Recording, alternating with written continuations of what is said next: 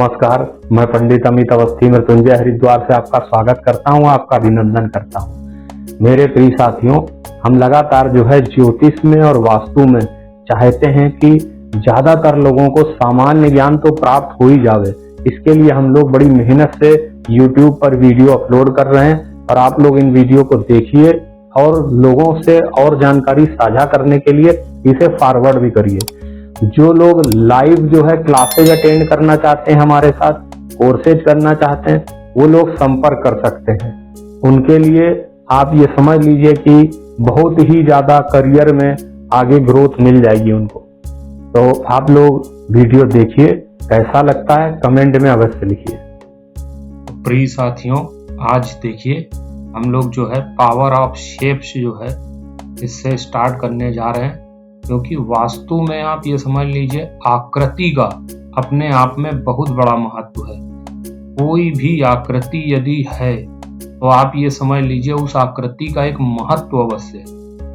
अगर हम लोग जैसे पूजा पाठ वगैरह होता है और उसमें भी देखते हैं तो स्वास्तिक आपने देखा होगा, स्वास्तिक मात्र एक आकृति है, लेकिन वो आकृति का अपने आप में बहुत ही अलौकिक जो है आप समझ लीजिए कि क्षमता है उसमें। ऐसे ही श्री यंत्र होता है, श्री यंत्र मात्र एक आकृति है, लेकिन वो आकृति ऐसे ही नहीं बन जाती है, उस आकृति का अपना एक महत्व है।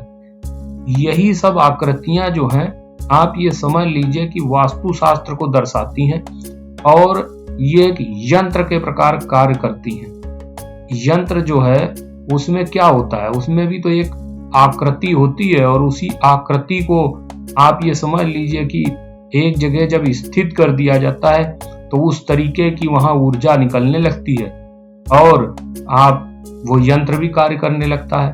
फिलहाल हम वास्तु शास्त्र के चैप्टर पर हैं, तो वास्तु शास्त्र में जब हम आगे बढ़ रहे हैं तो मैं आपको छोटा सा एक उदाहरण भी बताना चाहूंगा कि आपने हिटलर का नाम सुना होगा।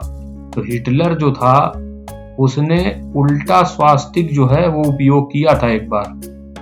वो ये सोच रहा था कि उल्टा स्वास्तिक जो है वो लगा देते हैं, उपयोग करते हैं, फिर देखते हैं उसका क्या जो है प्रभाव होगा।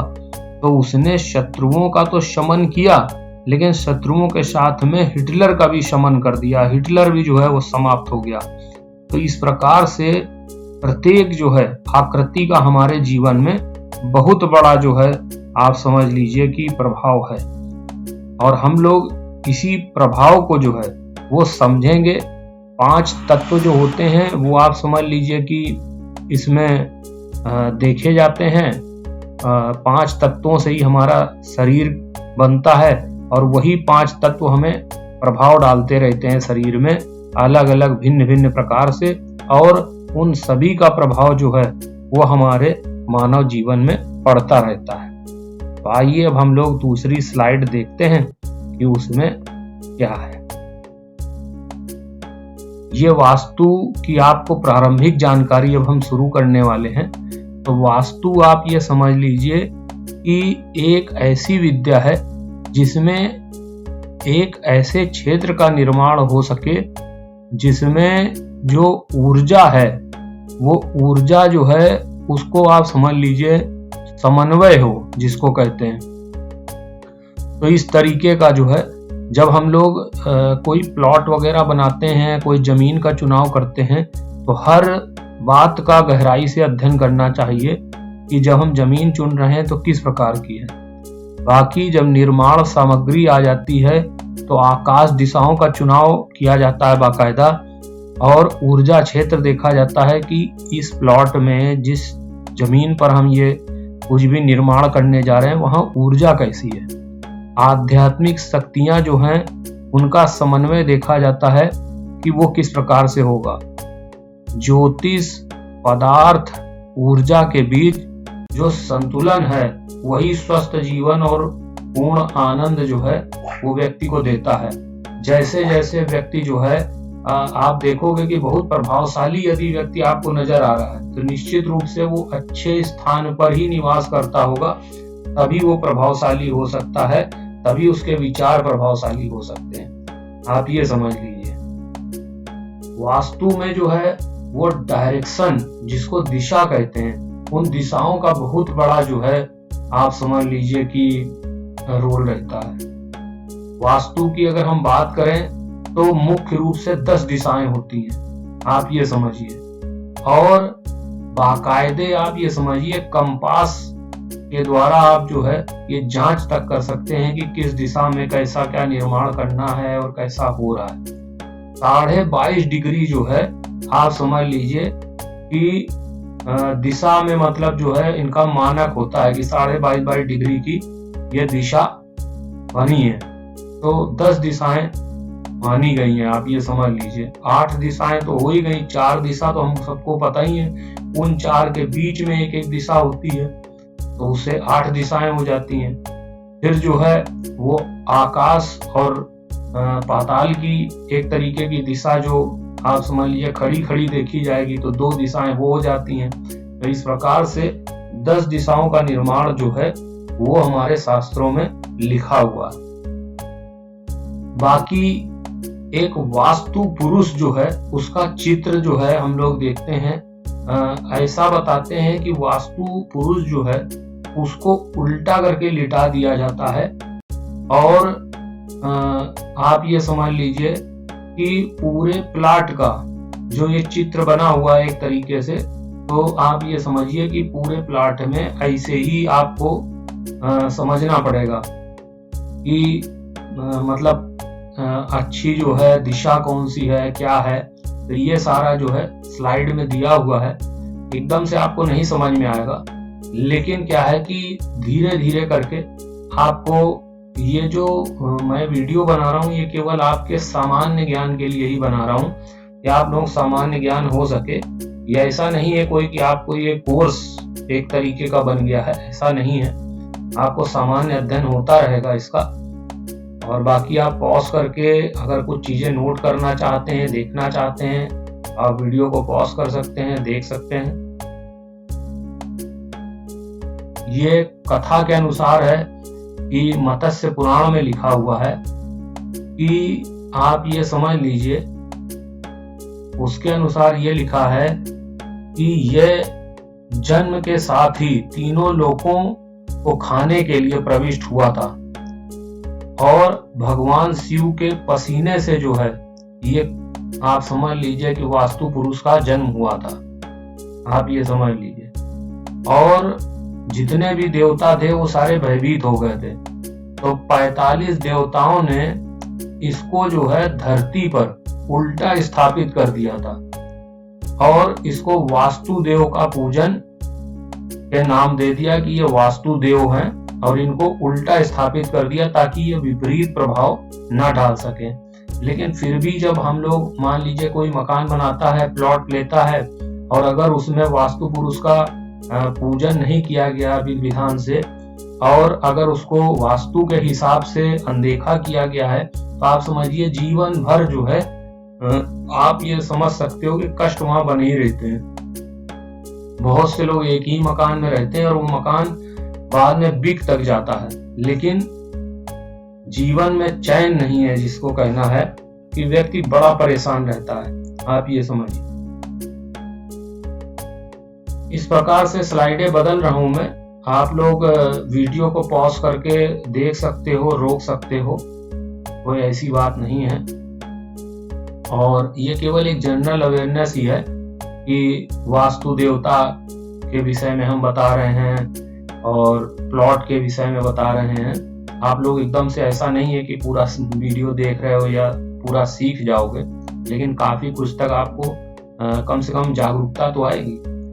इसमें जो केंद्र स्थान होता है वो आप समझ लीजिए कि वो बोला जाता है कि ब्रह्म का स्थान है, और केंद्र स्थान का अपने आप में बहुत बड़ा महत्व होता है। आप ये समझिए, जो प्लॉट होगा आपका, कोई भी प्लॉट होगा, उसका केंद्र स्थान ही देखा जाता है, और केंद्र स्थान से फिर जो है सारी दिशाओं का देखा जाता है कि किस दिशा में हमें गेट बनाना है, किस दिशा में खिड़की बनानी है, किस दिशा में क्या करना है। तो बिना केंद्र के आप समझ लीजिए कुछ नहीं हो सकता है। और केंद्र स्थान में इसीलिए जो है शुरू से हमारे जो पुराने लोग थे वो सब जो है आंगन बोलते थे उसे, केंद्र स्थान को, और उसमें तुलसी का पौधा लगाते थे और साथ में आप कोई आध्यात्मिक वस्तुएं वहां रख सकते हैं, क्योंकि केंद्र स्थान जो है वो बहुत ही आप समझ लीजिए कि साफ सुथरा और बढ़िया रहना चाहिए।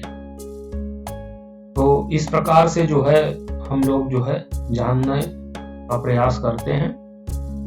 एक स्लाइड ये है, इसमें आप देखिए, इसमें ईस्ट, वेस्ट, साउथ, नॉर्थ ये है, और इसके बाद फिर इनके जैसे मैंने बताया था एक सेंटर हो गया, और नॉर्थ ईस्ट है, साउथ ईस्ट है, साउथ वेस्ट है, नॉर्थ वेस्ट है। तो इस प्रकार से जो है दिशाएं हैं, और कौन सी दिशा का कौन सा देवता है उसके विषय में भी जो है बताने का प्रयास किया गया है आप लोगों को कि क्या है। हर दिशा का आप ये समझ लीजिए कि कोई ना कोई जो है वो प्रतिनिधित्व करता ही करता है। तो इसलिए जो है हम लोगों को दिशाओं का बहुत अधिक जो है चयन करने की आवश्यकता होती है। ये जो मैं 5 तत्वों की बात बता रहा था आपको, ये 5 तत्व यही हैं, आप ये समझिए एयर, वाटर, फायर, अर्थ और स्पेस। तो ये जो है 5 तत्वों से ही आप समझिए कि व्यक्ति निर्मित हुआ है और इन 5 तत्वों में ही विलीन हो जाता है, और यही 5 तत्व जो होते हैं यही जीवन को पूरा आप समझ लीजिए संचालित करते हैं। अब इसमें भी विशेष महत्व ये होता है कि ईस्ट फेस में कौन सा होगा, वेस्ट में कौन सा है, नॉर्थ में क्या आता है हमारा, साउथ में क्या आता है। तो ये भी चित्र से समझाने का प्रयास किया गया है। तो इस तरीके से जो है अभी ये वास्तु जीव आप ये देख सकते हो कि जो स्ट्रेस होते हैं लोगों को, वो कई तरह के स्ट्रेस होते हैं। और वो स्ट्रेस क्यों होते हैं? तो सीधी बात यही है कि जब पृथ्वी है जैसे, तो आप ये समझ लीजिए कि पृथ्वी में जो चुंबकीय रेखाएं होती हैं, भाई गुरुत्वाकर्षण बल तो आपको पता ही है ना, तो वो कैसे होता है, चुंबक की तरीके शक्ति होती है ना, तभी तो ऊपर उछालो तो सब कुछ नीचे गिरता है। तो किस लिए? वो एक मैग्नेटिक जो है आप समझ सकते हो कि रेखाएं होती हैं। अब यही मैग्नेटिक रेखाएं जो हैं यही पूरा आप समझ लीजिए ऊर्जा को इधर उधर उधर इधर संचालित करती हैं। अब यही जो है अगर आप ये समझ लो मैग्नेटिक रेखाएं जहां पे असामान्य हो जाएं, बहुत ज्यादा जो है परेशानियां ले आवे, तो वहां स्ट्रेस अपने आप हो ही जाएगा। आप ये समझ सकते हो। और स्ट्रेस कहीं से बाहर से थोड़ी ही होगा। स्ट्रेस तो जब मान लीजिए निर्माण गलत तरीके से हो गया है कहीं, तो वहां स्ट्रेस होना ही होना है। और इसको पहचानने का तरीका क्या है? इसको पहचानने का तरीका यही है कि मान लीजिए आप जहां रहते हैं वहां पे बदबू आया करती है, तो आप ये समझ लीजिए कि वहां गीला बना रहता होगा, वहां पे दीमक होगी, चींटी होंगी। तो ये सब जो है इस तरीके से तो तनाव हमेशा रहेगा, शरीर थका थका सा रहेगा, और चाहे जितनी नींद पूरी हो जाए फिर भी लगेगा कि नींद और लगी है, और जो है वो तो इस तरीके से जो स्ट्रेस होता है, तो ये सब स्ट्रेस जो है यही बताता है लगातार कि कुछ ना कुछ तो गलत है यहाँ पर। अब कुछ गलत क्या है? कुछ गलत यही है कि जब हम चयन करते हैं किसी प्लॉट का, किसी मकान का, उसे बनाते हैं, तो कुछ ना कुछ गलतियां हो ही जाती हैं।